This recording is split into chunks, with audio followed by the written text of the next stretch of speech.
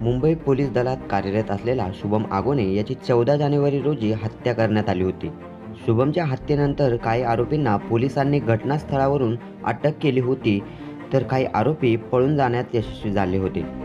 फरार असलेल्या आरोपींना विविध ठिकाणाहून अटक करण्यात आली. या अटकेनंतर चाळीसगाव शहरात वाढती भाईगिरी पाहून शहराचे पोलीस निरीक्षक संदीप पाटील यांच्या पथकाने या भाईंची शहरातून धिंड काढली. नवीन भाईगिरीचे भूत ज्यांच्या डोक्यात शिरले आहे त्यांनी हा एक धडा आपल्या डोक्यात घालावा. जर आपणही भाईगिरी केली तर पुढच्या वेळी आपली ही धिंड निघू शकते.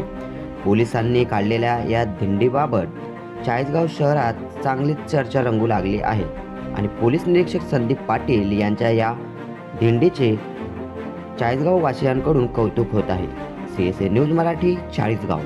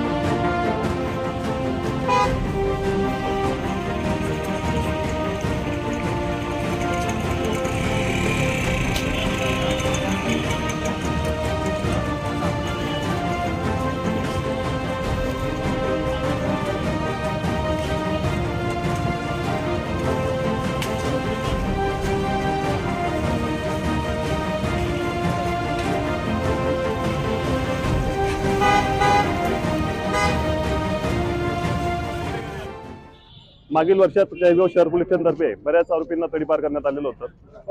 वेळोवेळी आरोपींना तडीपार केल्यानंतर सुद्धा ते शहरात त्यांचं वास्तव्य मिळून येत होतं. काल काय नाव आहे तुझं रे? काल दीपक जगदीश गोयर हा तडीपार आरोपी शहरात आल्याची खबर आम्हाला प्राप्त झाली होती.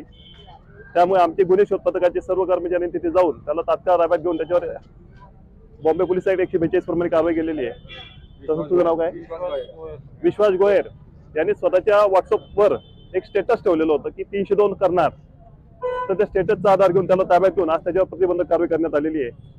सदर आरोपितांचं स्टेटस बघितलं, त्यांचं घर सर्च करणं गरजेचं आहे.